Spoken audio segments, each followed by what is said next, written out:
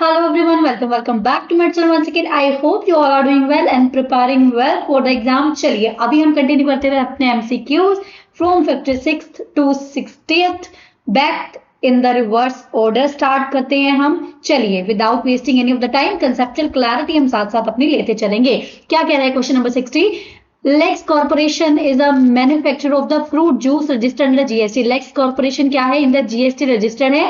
It purchases the plastic bottles and cardboard and plastic bottle purchase करते हैं and send the same for affixing the stickers on the plastic bottle. Juice जिसकी जो बोतल होती है उस पे क्या होता है? प्लास्टिक की बोतल होती है, उस पे कुछ स्टिकर्स लगे होते हैं. तो ये क्या करते हैं? फिक्सिंग करने के लिए क्या करते हैं?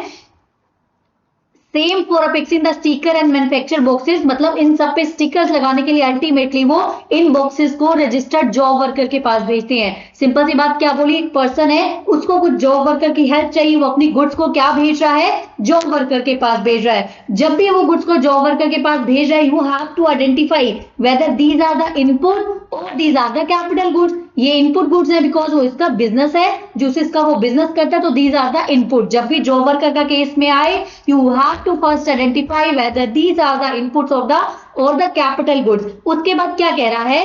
These are of material are directly sent from the place of business, place of supplier to the premises of the job worker. ये क्या बोल रहा है? वो खुद अपने पास नहीं मंगवाता है, वो डायरेक्टली अपने सप्लायर को बोलता है please send this goods directly to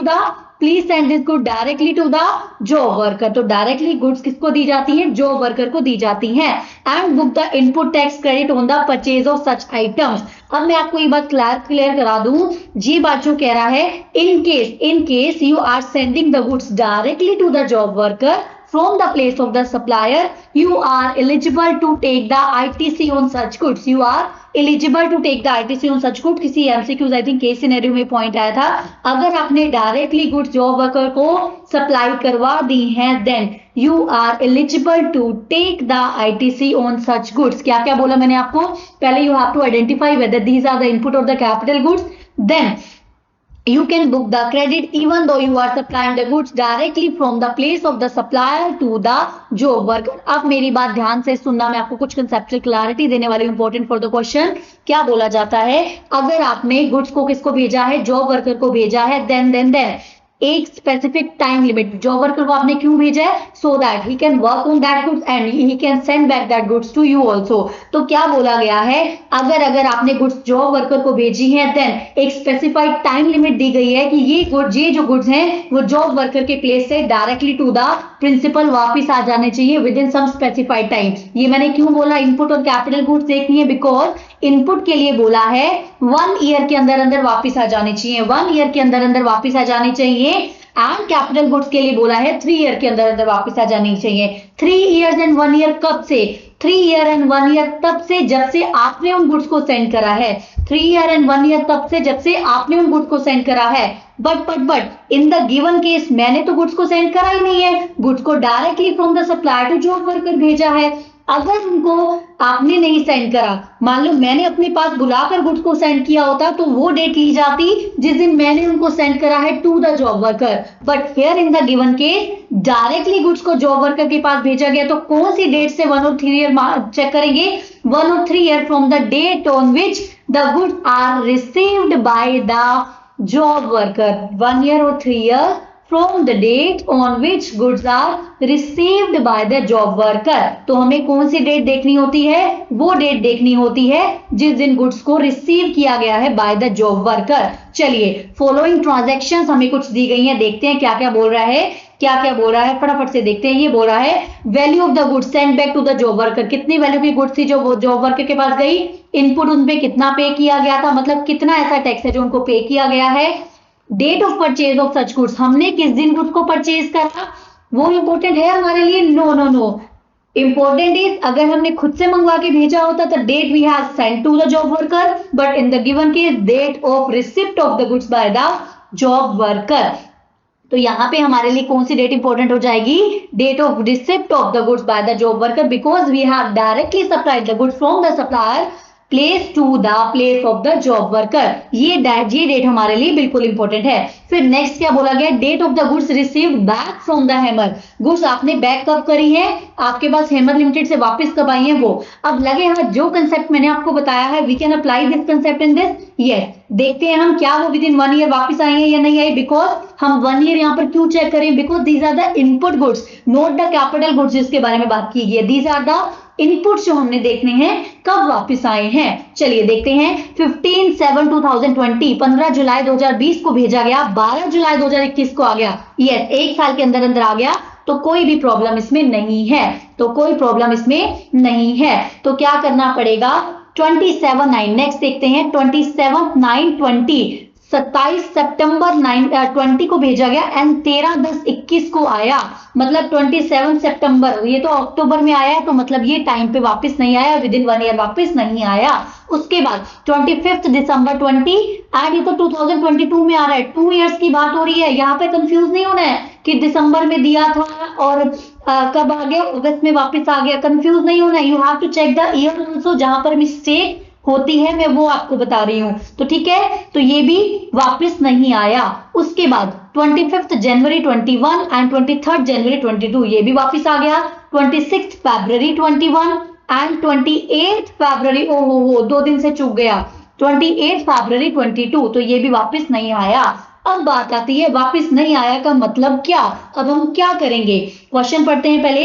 determine the total amount to be added to the output liability. क्या होता है, अगर वो विद इन टाइम पीरियड वापस नहीं आता, देन वी अज्यूम दैट कि आपने वो गुड्स को सप्लाई किया है, आपने वो गुड्स को सप्लाई किया है टू द सप्लायर ने क्या करा है, वो गुड्स को, प्रिंसिपल ने वो गुड्स को सप्लाई कर दिया है।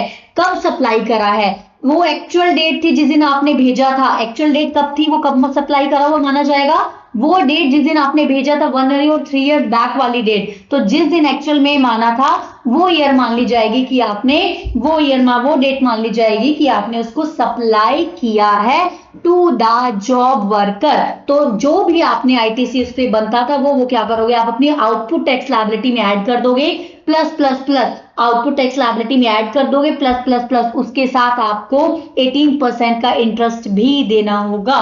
देखते हैं कितनी आइटम्स का आईटीसी हमें आउटपुट में ऐड करना पड़ेगा। 24,000, चेक करो, ऐड करो, 24,000, 96,000 plus 42,000, it comes out to 1,62,000 के साथ 18% का इंटरेस्ट, 1,62,000 के साथ 18% का इंटरेस्ट। चलिए, आई होप आपको ये क्वेश्चन समझ में आ गया होगा। Let's move to the next question which is question number 59। देखते हैं क्वेश्चन नंबर 59 क्या बोलता है। क्वेश्चन नंबर 59 क्या बोल रहा है, state whether the following statement are true और false provisions with respect to the advance ruling. Advance ruling के हिसाब से बताओ क्या ये जो बोला गया आपको वो ट्रू है या फॉल्स है। देखते चलेंगे साथ साथ, मैं आपको साथ साथ कंसेप्चुअल क्लैरिटी भी देती चलूंगी। क्या बोल रहा है, question on which advance ruling can be sought under the GST. आप एडवांस रूलिंग में जब जाते हो, एडवांस रूलिंग क्या होता है, if you are not clear about something you can go to the advance ruling. Advance में आप हमसे डिस्कस कर लेते हो कि मुझे ये बात समझ नहीं आ रही, प्लीज मुझे एडवांस में बता दो कि इसका क्या करना है। अब एक बात बताओ, आपने एडवांस रूलिंग के लिए जा रहे हो, कुछ तो उन्होंने क्राइटेरिया रखा होगा ना, on which basis you can ask the questions. There are some of the questions which you can ask to the client, same as क्या बोला गया है, some of the question you can ask to the advance ruling authority. तो क्या बोला गया है, ये हमें ये कहना चाह रहा है जो आप एडवांस रूलिंग के क्वेश्चंस होते हैं, which are the questions you can ask to the advance ruling authority, उसमें ये भी इंक्लूडेड है, हमें ये बताओ रेट ऑफ टैक्स क्या है, उसमें ये भी इंक्लूडेड है, हमें ये बताओ रेट ऑफ टैक्स क्या होता है। इसको याद करने का तरीका क्या होता है, ऑब्वियस सी बात है, जब हम काम करते हैं हम अपने क्लाइंट से कुछ क्वेश्चन पूछते हैं, तो इसका निमोनिक भी क्या बना दिया गया, क्लाइंट बना दिया, बट क्लाइंट का ई गायब है, आपको लर्न करना है। क्लाइंट, आई को बड़ा कर दो, आई इकट्ठा आपने बोलना है, आई को आई और ई दोनों निकालने हैं यहां से, क्लाइंट, ठीक है। तो सी से आप क्या पूछ सकते हो, वहां पे क्लासिफिकेशन ऑफ द गुड्स और सर्विसेज, आप ये पता कर सकते हो कि गुड्स का क्लासिफिकेशन क्या है। आप लायबिलिटी चेक करवा सकते हो अपनी, आप क्या क्या चेक करवा सकते हो अपनी, 1 सेकंड प्लीज, आप अपना लायबिलिटी चेक करवा सकते हो, डिटरमाइन करवा सकते हो कि लायबिलिटी क्या है। दूसरा आप ये चेक करवा सकते हो कि आपको कितना आईटीसी लेना चाहिए। देखो, सी से क्लासिफिकेशन, आई एल से क्या है, एल से आपको अपनी लायबिलिटी पता करनी है कि मेरे प्लीज मुझे डिटरमाइन करके बता दो, I am not able to determine की लायबिलिटी कितनी होगी। आई से आपने आईटी से कितना लेना है, एन से आपने चेक करना है whether some notification that has come out whether this notification is applicable to me और नॉट, एप्लीकेबल टू मी और नॉट। टी से आपने क्या देखना है, वेदर टी से आपने क्या देखना है, टी से आपने क्या देखना है, determination of time and value, 1 second please. टी से आपने देखना है whether determination of time of supply and value supply क्या है, time and value supply, time and value supply को इकट्ठा याद कर लो, टाइम एंड वैल्यू सप्लाई क्या है, टाइम एंड वैल्यू सप्लाई क्या है। चलिए तो ये चीजें हैं, इसमें हमने कहीं भी पढ़ा कि आप रेट का क्वेश्चन आस्क कर सकते हो, नहीं। एक चीज और इंपॉर्टेंट पॉइंट आपको बता दूं, you can not also ask the question on place of supply, place of supply का क्वेश्चन भी आप नहीं पूछ सकते हो। तो क्या उस स्टेटमेंट में, उस लिस्ट में हमें रेट ऑफ टैक्स के बारे में कुछ बोला है, नो। तो this statement is completely false, this statement is completely false. उसके बाद rectification of order of advance ruling is not possible once the has passed the order, no no no ऐसा नहीं है, अगर ऑर्डर पास कर दिया गया है तो रेक्टिफिकेशन पॉसिबल है within 6 months, rectification possible है within 6 months, rectification possible है। तो ये लाइन भी ये फॉल्स बोल रहा है, रेक्टिफिकेशन पॉसिबल है, मैं फिर से रिपीट करवा रही हूँ, रेक्टिफिकेशन पॉसिबल है। उसके बाद the authority of advance ruling shall pronounce its ruling within 90 days from the receipt of the application, बिल्कुल सही बात बोल रहा है, बिल्कुल सही बात क्या बोल रहा है कि जो है 90 डेज के अंदर अंदर एडवांस रूलिंग को, अथॉरिटी को अपनी जो रूलिंग है वो प्रोनाउंस करनी होती है, बिल्कुल ये 90 डेज के अंदर अंदर वो प्रोनाउंस करेगी। उसके बाद आ जाता है अथॉरिटी ऑफ एडवांस रूलिंग में accept the application even if question raised in the application is already pending और डिसाइडिंग एनी प्रोसीडिंग। ये बात मैं आपको ध्यान रखवा रही हूं, याद रखना, ये पॉइंट हम भूल जाते हैं। अगर हमें क्या बोला कि ऐसा ऐसा कुछ केसेस है, आपको एडवांस में रूलिंग चाहिए, आप पता कर सकते हो, लेकिन कुछ एक्सेप्शंस हैं। कुछ एक्सेप्शन क्या है, अगर वो क्वेश्चन ऑलरेडी किसी प्रोसीडिंग में ऑलरेडी रेज हो चुका है, या फिर वो क्वेश्चन ऑलरेडी किसी प्रोसीडिंग में डिसाइड हो चुका है, या तो वो क्वेश्चन ऑलरेडी किसी प्रोसीडिंग में रेज हो चुका है, या वो क्वेश्चन ऑलरेडी किसी प्रोसीडिंग में डिसाइड हो चुका है। अगर ऐसा है तो authority will not accept your application, authority will not accept your application. ये क्या बोल रहे हैं, एक्सेप्ट करेगी इवन इफ वो डिसाइड हो चुका है, नो नो ये फॉल्स बोल रहे हैं, these are the false, क्योंकि अगर ऐसा है then the authority will not accept the authority of advance ruling की application। उसके बाद authority of advance ruling may be the order declare such void ab initio, क्या authority of advance ruling अब void ab initio declare कर सकती है कि वो जो चीज थी ऑलरेडी शुरू से ही void होगी। मतलब मान लो एक बार अथॉरिटी ऑफ एडवांस रूलिंग के बाद कोई क्वेश्चन आया, it has given the ruling on that thinking that all these are in the good faith, जो भी चीजें हो रही है इन द गुड फेथ हो रही है, बट क्या होता है आपको बाद में पता चलता है कि जो एडवांस रूलिंग ली गई है वो सप्रेशन ऑफ मटेरियल फैक्ट से ली गई है, बहुत सारी चीजें छुपाई गई हैं, फ्रॉड है या मिस रिप्रेजेंटेशन ऑफ फैक्ट है। तो क्या हो सकता है, मैं declare such advance ruling void अब इनिशियो, बिल्कुल वो शुरू से ही उसको क्या कह सकता है, ये केस ही वॉइड है, हमारे पास एप्लीकेशन आना ही वॉइड है, बिल्कुल ट्रू बोल रहा है। लेट्स सी हमारे पास सही आंसर मिलता है कि नहीं, false false, true false true, false false, true false true, false false, true false true। अपना आंसर हम एक बार बाद में चेक कर लेंगे। चलिए उसके बाद चलते हैं हम नेक्स्ट क्वेश्चन पे। चलिए क्या कह रहा है नेक्स्ट क्वेश्चन, फटाफट से देखते हैं क्या कह रहा है नेक्स्ट क्वेश्चन, फटाफट से देखते हैं। 58 लक्की सिंह रेजिडेंट ऑफ नोएडा, कहाँ के रेजिडेंट है, नोएडा के रेजिडेंट है, अनरजिस्टर्ड पर्सन। सबसे बड़ी बात क्या है यहाँ पे, अनरजिस्टर्ड पर्सन है, working in a private firm, went to the Himachal Pradesh for a family vacation via Delhi Chandigarh Himachal. जो लोग कहाँ के होंगे, they know the route to go to the Himachal, अगर आप दिल्ली वाले रूट से आते हो, first you have to come to the Delhi, then Chandigarh, then to Himachal Pradesh. तो आपको ये 3 रूट क्रॉस करने होते हैं। इन हिज ओन कार वो जा रहे हैं। After entering the Chandigarh in his car broke down due to some technical issue, उसकी क्या होगी, कार ब्रोक डाउन होगी। He calls on road and emergency road side car assistant company, Delhi वाली किसी कंपनी को इन्होंने कॉल करा टू रिपेयर द कार। तो कार क्या करी, उसके स्टाफ ने कहाँ रिपेयर करी, उसके स्टाफ ने रिपेयर करी, तो क्या बोला, उसके स्टाफ ने कार रिपेयर कर दी। The car was repaired by the staff on road, on road जाके कार रिपेयर कर दी, On road does not have the policy to maintain the record of the address of the person taking the car assistance. Simple से एक बात बताओ, सबसे पहली बात मुझे यहाँ पे क्लैरिटी हो रही है कि कौन सा क्वेश्चन आने वाला है। मैं आपको कंसेप्चुअल क्लैरिटी देती हूँ। ये पूछने वाला है प्लेस ऑफ सप्लाई। अब एक बात बताओ, ऐसा कुछ पॉइंट हमने प्लेस ऑफ सप्लाई में नहीं पढ़ा है कि किसी का रास्ते में कार ब्रेक हो गया, ऐसा कुछ इशू है। स्पेसिफिक केस जो हमें दिए हुए हैं, in that case this is not the point that has provided to us. तो तब क्या लगता है, तब लगता है जनरल रूल। अगर आपने नॉर्मल कोई पॉइंट नहीं पढ़ा तो वहां पे जनरल रूल लगता है। जनरल रूल क्या कहता है, अगर आपने सर्विस, ये ध्यान रखना, सेक्शन 12 यहाँ पे लगेगा बिकॉज ये क्या है, both the parties are in India. तो क्या होता है वहां पे जनरल रूल क्या कहता है, अगर the services are given to the registered person, services are given to the registered person, तो प्लेस ऑफ सप्लाई बन जाएगा रजिस्टर्ड पर्सन का place. In case services are given to the unregistered person, जो कि हमारा केस है, जिसने services ली repairing की लक्की सिंह ने, ही इज अनरजिस्टर्ड पर्सन। अगर वो अनरजिस्टर्ड है तो we have to check whether जो उसका एड्रेस है वो सप्लायर के रिकॉर्ड में है या नहीं है। उसका जो एड्रेस है सप्लायर के रिकॉर्ड में है या नहीं है, नहीं है, डायरेक्टली हमें बोल दिया गया है। अगर वो सप्लायर के रिकॉर्ड में नहीं है, अगर वो सप्लायर के रिकॉर्ड में नहीं है, तो place of supply of supplier he place of supply बन जाएगा। सप्लायर का place of business he supply बन जाएगा। सप्लायर कहां का, ध्यान रखना, ये नहीं करना कि चंडीगढ़ गाड़ी ठीक करवाई है। सप्लायर कहां का है, सप्लायर रजिस्टर्ड है दिल्ली में, सप्लायर रजिस्टर्ड है दिल्ली में, तो Delhi will be the place of supply. I hope आपको क्वेश्चन समझ में आगे देखते हैं। कुछ ऐसे इंपॉर्टेंट पॉइंट तो नहीं बोल रहा, सिर्फ वैल्यू बता रहे, बिल वगैरह बता रहा, ऑनलाइन हुआ जो भी है। सिंपल सी बात आपको समझ में आई, मैं फिर से रिपीट करा रही हूँ। अगर कोई जनरल केस है, स्पेसिफिक केस हमें प्रोवाइडेड नहीं है, then in that case we have to check whether the सामने वाले रिसिपिएंट इज रजिस्टर्ड और अनरजिस्टर्ड। अगर रजिस्टर्ड है तो उसका प्लेस, अनरजिस्टर्ड नहीं है तो we have to check whether in the books of the supplier whether the address of the recipient is available or not. Address is not available, then the place of supply will be the principal place of the supplier, principal place of the supplier. I hope आपको learn हो गया होगा। चलिए 57 56 फटाफट से question को करते हैं फिनिश। क्या कह रहा है 57 is talking about Happy Singh is the lawful owner of the residential house. Happy Singh क्या है, रेजिडेंशियल हाउस के ओनर हैं।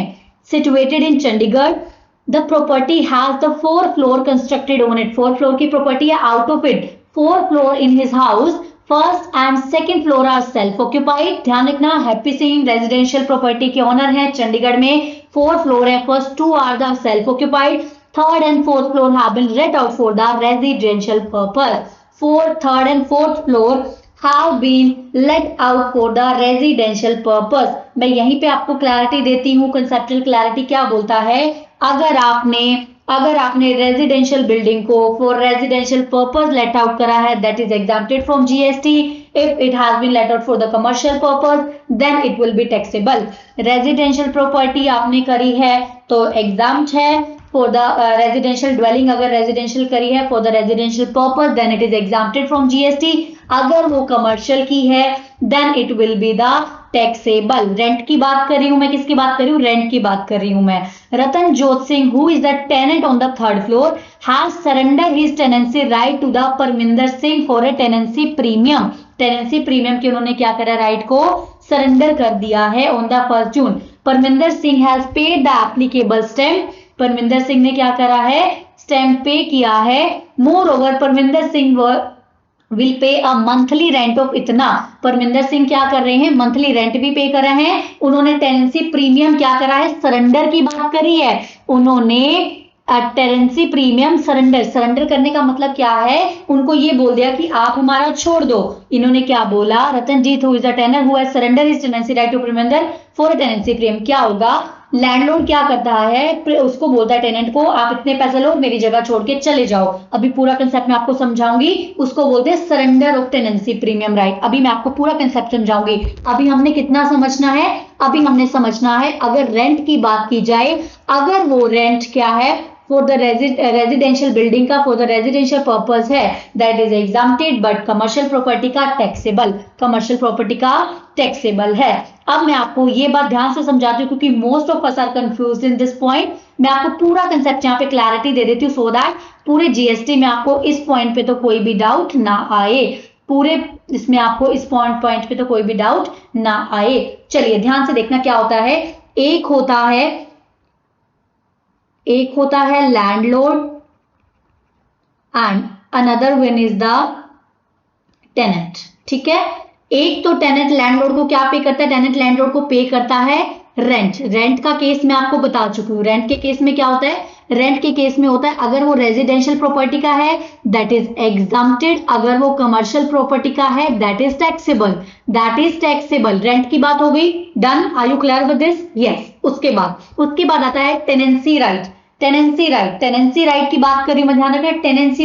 टेनेंसी राइट का मतलब क्या होता है, ये एग्रीमेंट करते हैं जिसमें लैंडलॉर्ड टेनेंट को क्या करता है, राइट देता है टेनेंसी के। Yes, you have right to stay in the building. वो एक सेपरेट कॉन्ट्रैक्ट होता है, स्टैम्प पेपर पे बनता है, that is a separate contract. वो क्या होता है, एक सेपरेट पगड़ी की बात करते हैं, पगड़ी सिस्टम जिसको बोलते हैं। ये तो रेंट की बात हो रही है। रेंट के अलावा टेनेंट क्या करता है, लैंडलॉर्ड को पे करता है टेनेंसी राइट लेने के लिए कुछ, क्या करता है, टेनेंसी राइट लेने के लिए कुछ पे करता है, टेनेंसी राइट लेने के लिए कुछ पे करता है। अगर वो टेनेंसी राइट किससे डील कर रहे हैं, अगर वो टेनेंसी राइट डील कर रहे हैं किससे, टेनेंसी राइट डील कर रहे हैं रेजिडेंशियल प्रॉपर्टी से। अगर वो टेनेंसी राइट रेजिडेंशियल प्रॉपर्टी से है तो वो क्या हो जाएंगे, जो लैंडलॉर्ड को वो पैसा मिला है दैट इज एग्जाम्प्टेड।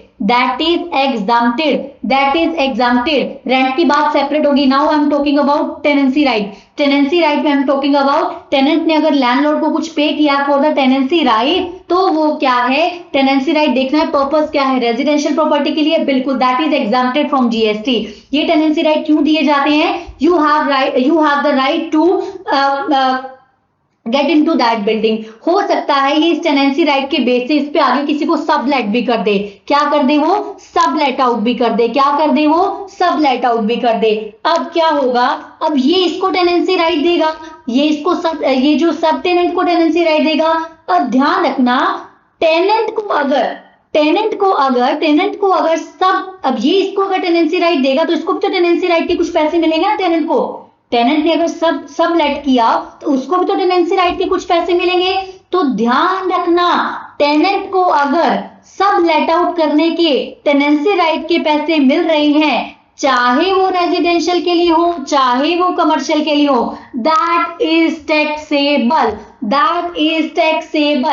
जो मेन लैंडलॉर्ड, जो एक्चुअल ओनर को एज अ टेनेंसी राइट पैसे मिल रहे हैं दैट इज एग्जम्प्टेड। जो एक्चुअल ओनर को टेनेंसी राइट मिल रहे हैं दैट इज एग्जम्प्टेड। सिंपल सी बात बताऊं, टेनेंट को जो मिलेगा वो टैक्सेबल, लैंडलॉर्ड को अगर रेजिडेंशियल का मिलेगा दैट इज एग्जम्प्टेड। दूसरी बात आती है, अब आती है सरेंडर ऑफ टेनेंसी राइट को। मान लो लैंडलॉर्ड को वो बिल्डिंग चाहिए, वो क्या करता है, अब टेनेंसी राइट तो है इसके पास ऑलरेडी, बट स्टिल वो उसको यहां से निकालना चाहता है। वो कहता है आप अपने टेनेंसी राइट को सरेंडर कर दो, मेरे से कुछ पैसे ले जाओ, टेनेंसी राइट को सरेंडर कर दो, मेरे से कुछ पैसे ले जाओ। तो ये जब इसको पैसे देता है टेनेंसी राइट सरेंडर करने के, that is also taxable. Mind में याद करने का तरीका, टेनेंट को जो भी मिल रहा है चाहे वो रेजिडेंशियल प्रॉपर्टी के लिए मिल रहा हो वो टैक्सेबल है। अब सरेंडर करा इसने टेनेंसी राइट के पैसे मिलेंगे that is also taxable. Tenancy right के पैसे जो टेनेंट को मिलेंगे that is also taxable. Ultimately मैं क्या कहना चाह रही हूँ, लैंडलॉर्ड को जो पैसा मिल रहा है for the residential tenancy right that is exempted. Landlord को जो, रेंट की बात मैंने सेपरेट करी है, आई am talking about the tenancy right. तो लैंडलॉर्ड को जो पैसा मिल रहा है फॉर द रेजिडेंशियल के tenancy right that is exempted. ठीक है, दैट इज एग्जम्प्टेड। और टेनेंट को जो भी मिलेगा सब टेनेंट से, चाहे वो जैसे मर्जी मिले, चाहे वो रेजिडेंशियल का ही क्यों ना मिल रहा हो, वो टैक्सेबल होगा। आई होप आपको समझ में आ गया होगा। In the given case check करते हैं फटाफट से, क्या था, हैप्पी सिंह हमारे ओनर थे। ध्यान रखना, आप क्वेश्चन समझ में आएगा आपको। हैप्पी सिंह क्या थे, ओनर थे, जिनकी पहली दो में वो सेल्फ ऑक्यूपाइड है एंड 3/4 में वो क्या है, क्या किया उन्होंने, रतनजोत को रेजिडेंशियल पर्पस के लिए दिया, who is the tenant on the 3rd floor. Simple सी बात है। अब क्या करा, सरेंडर कर दिया tenancy right to the Parminder Singh for the tenancy premium. इन्होंने क्या करा, टेनेंसी राइट को सरेंडर करा, जिसको मर्जी सरेंडर कराओ, टेनेंसी राइट को सरेंडर करा, मतलब उसने खाली करना है, उसको जो पैसे मिल रहे हैं दैट आर टैक्सेबल। किसके हाथ में टैक्सेबल होंगे, किसको मिलेंगे, रतनजोत सिंह को मिले होंगे। किसको मिले होंगे, रतनजोत सिंह को मिले होंगे। ठीक है, उसके बाद क्या बोला गया, Parminder Singh will give a monthly rent happy Singh कौन है? मेन ओनर है। हैप्पी सिंह मेन ओनर है, उसको जिससे मर्जी आए उसको क्या है? हैप्पी सिंह मेन ओनर है, उसको जिससे मर्जी आए मेन ओनर को अगर रेजिडेंशियल प्रॉपर्टी से रेंट आ रहा है दैट इज एग्जाम्प्टेड। मतलब हैप्पी सिंह का एग्जाम्प्टेड है, बट जो हैप्पी सिंह का एग्जाम्प्टेड है बट क्या बोलेंगे? रतनजोत सिंह को जो सरेंडरिंग ऑफ राइट के 5 लाख रुपए मिले दैट इज टैक्सेबल। देखो है इसमें हैप्पी सिंह का नील है, रतनजोत सिंह का 5 लाख टैक्सेबल हो जाएगा। 5 lakh taxable, 1 second please, taxable हो जाएगा। चलो उसके बाद चलते हैं क्वेश्चन नंबर 56 पे। लास्ट क्वेश्चन है। आई होप आपको कंसेप्चुअल क्लैरिटी मिल रही है। आई एम थिंकिंग चाहे ये थोड़ा सा बड़ा हो जाए, चाहे ये थोड़ी बड़ी हो जाए वीडियो, बट आई वांट कि आपको जो क्लैरिटी है ना, जो छोटे छोटे पॉइंट्स हैं, पता है क्या होता है हम टुकड़ों में पॉइंट्स पढ़ते हैं, एक पॉइंट यहाँ पढ़ लिया, एक पॉइंट वहां पढ़ लिया, वी टेंड टू फॉरगेट कि मैंने वहां भी पढ़ा था, कंफ्यूजन क्यों हो रही है। My purpose is to bring you all the things in one plate only. आपको मैं सब चीजें एक ही जगह सर्व करूं सो दैट लिंकेज आपकी बैठे एंड क्लैरिटी हो जाइए। इस टॉपिक में अगर ये हुआ तो चाहे हम एग्जाम्पशन में पढ़ेंगे, चाहे हम सप्लाई में पढ़ेंगे, यस वी आर क्लियर कि ये चीज ऐसे ऐसे होने वाली है ना, ये चीज ऐसे ऐसे होने वाली है। उसके बाद चलते हैं फटाफट से क्वेश्चन नंबर 56 क्या कह रहा है। Question number 56 is talking about, फटाफट से देखते हैं क्या कह रहा है। चलो क्वेश्चन 56 क्या कह रहा है। श्री राम सेवा trust registered under GST charitable institution. Charitable institution में आपको पता है कमेंटमेंट है 12A भी ऐड हो गया है। It has been organised skill development programme relating to the person over the 65 years. जितनों ने आधा इतना क्वेश्चन पढ़ लिया होगा, ओवर एक्साइटमेंट में क्या सोचेंगे? एग्जाम्पशन का चैप्टर है, बिल्कुल एग्जाम्पशन का चैप्टर है, but what is the point to catch? We have to notice that उन्होंने क्या करा है, स्किल डेवलपमेंट प्रोग्राम ऑर्गेनाइज किया है मेट्रो सिटी में। जो पर्संस मेट्रो सिटी में रह रहे हैं उनके लिए स्किल डेवलपमेंट का प्रोग्राम ऑर्गेनाइज किया है। मैं आपको यहीं पे क्लियर करा देती हूँ। एग्जाम्पशन के चैप्टर में हमने क्या पढ़ा हुआ है, अगर 12AA एंड 12AB वाले पर्सन क्या करते हैं, चैरिटेबल एक्टिविटीज देते हैं, that is exempted from GST. Charitable activity में एक पॉइंट था, अगर वो एजुकेशनल प्रोग्राम कंडक्ट कराते हैं या फिर स्किल डेवलपमेंट देते हैं, एजुकेशनल या फिर स्किल डेवलपमेंट किसको? अबंडेंट और होमलेस को था। अबंडेंट, 1 सेकंड प्लीज, अबंडेंट और होमलेस को था, फिजिकल और मेंटली अब्यूज था, एंड जो प्रिजनर्स था किसको देते हैं? अबंडेंट और होमलेस को था, फिजिकली और मेंटली अब्यूज को था, प्रिजनर्स को था, एंड जो रूरल एरिया के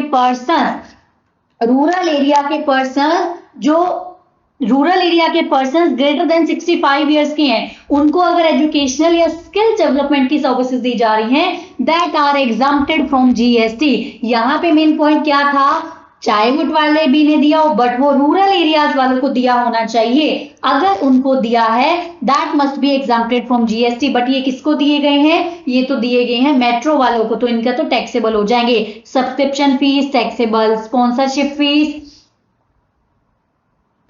फ्रॉम महेश एंटरप्राइजेस,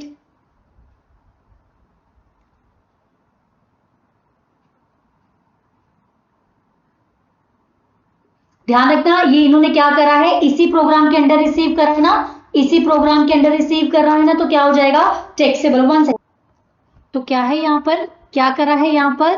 स्पॉन्सरशिप वगैरह जो भी सर्विसेज हैं, सारी सर्विसेज किसकी वजह से आ रही हैं? ये सर्विसेज आ रही हैं ड्यू टू द, जो भी आपने प्रोग्राम दिया है उसकी वजह से। वो क्या बोल रहा है, it has received the following amount under the program. इस प्रोग्राम से जो भी पैसा आएगा वो टैक्सेबल हो जाएगा, बिकॉज ये मेट्रो सिटीज वालों को दिए तो सारी की सारी क्या हो जाएंगी, सारी की सारी एड ऑन हो जाएंगे, सारी की सारी टैक्सेबल हो जाएंगी। उसके बाद क्या बोला गया, बिसाइड दिस सर्विसेज डोनेशन मिली है, बिसाइड दिस सर्विसेज डोनेशन मिली है। बट ध्यान रखना डोनेशन के रिगार्डिंग क्या होता है, मैं पॉइंट फटाफट से रिकॉल कराती हूँ। अगर आपको कहीं से डोनेशन मिला है but these are the donation which you have received and उसके बारे में बोला गया यस आपको इतना इतना उनकी एडवर्टीजमेंट करनी है, इस बंदे ने लिया, इसका ये बिजनेस है, यहाँ जाओ, उसका काम चलाओ, नो, अगर ऐसी डोनेशन है that is taxable. But other than that, normal donation है तो वो एग्जाम्प्टेड है। नॉर्मल डोनेशन क्या है, वो एग्जाम्प्टेड है। अगर वो अपनी मर्जी से जैसे मर्जी यूज करे, उनको कोई उसके बदले में कुछ भी ना तो स्पेसिफाइड है ना ही किसी विदाउट एनी, एक तो पहले विदाउट एनी पर्पज है, किसी भी पर्पज के लिए आप यूज करो,